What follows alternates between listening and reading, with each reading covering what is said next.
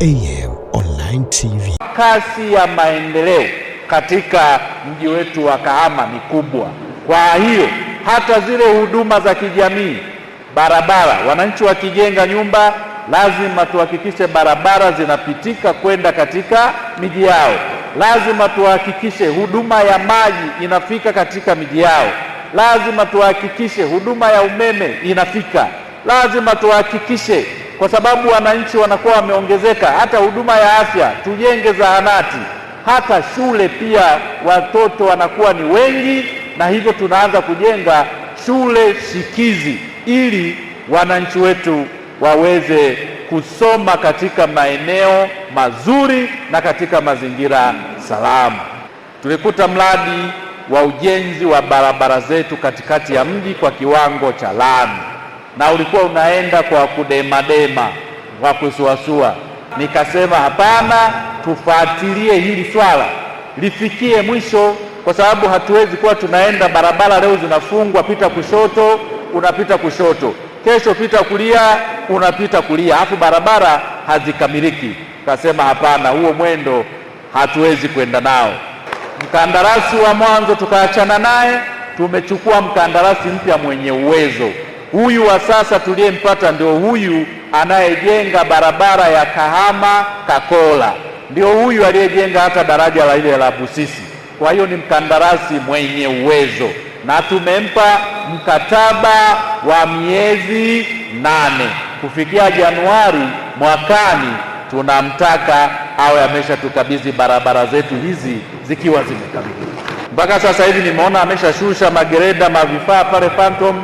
Mengine nimepita leo nimekuta tayari ameshaanza kukatakata hii barabara kupandisha mataa ya kupanda, lakini daraja hili tayari ameshaanza kulitengeneza, ikiwa ni pamoja na ule mtaro wake wa kuyasafirisha yale maji yasije akaleta mafuriko kwa wananchi wetu. Kwa hiyo kufikia Disemba, Januari humo tutakula mwaka mpya, tunateleza tu humu kwenye lami humu bila shida yoyote. Kahama oye! Ujenzi huo unagharimu bilioni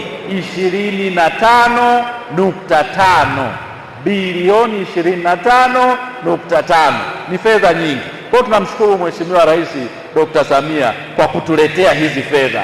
Kahama nawaambia kila siku, hata wenzangu hapa, ina wabunge wangapi kama alivyosema? Lakini wote tunazunguka, tunakuja kulala wapi? Utaenda kwenye jimbo lako ukapiga siasa, ukimaliza mwisho wa siku ni wapi? Hoteli ziko Kahama, pa kulala asilimia kubwa ni wapi? Na shughuli zetu za kibiashara zinafanyika wapi? Ndiyo maana Mheshimiwa mbunge na wananchi mlioko hapa, inapofika swala la Kahama tunabaki kuwa wamoja, kupambana, kuitetea, kuisemea na kuwasemea ninyi, na tunaendelea kumwambia Mungu kwa mfunguo huu ulivyo, kwa sababu nilipita lami, nimekuja kuingia ile njia nikakuta beria, nikarudi tena barabara ya kusuka na kwenyewe nimeingia nikakuta kwenyewe pamechimbwa.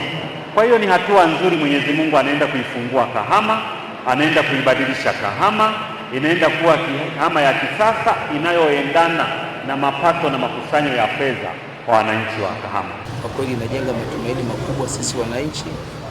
Tunaona sasa kwamba kweli vile ambavyo vilikuwa vinasemwa sasa vinafanyika, na hata hivyo itasaidia sana kuondoa kero kubwa kwa wananchi ambao walikuwa wanapata adha kubwa, hasa walikuwa wanaishi pembezoni ya barabara. Pia sisi wananchi tumejionea magreda yako barabarani na kazi zinafanyika, hivyo imekuwa ni shangwe kwetu majumbani, kina mama na vijana pia wa shule ambao walikuwa wanateseka na maji kipindi cha masika.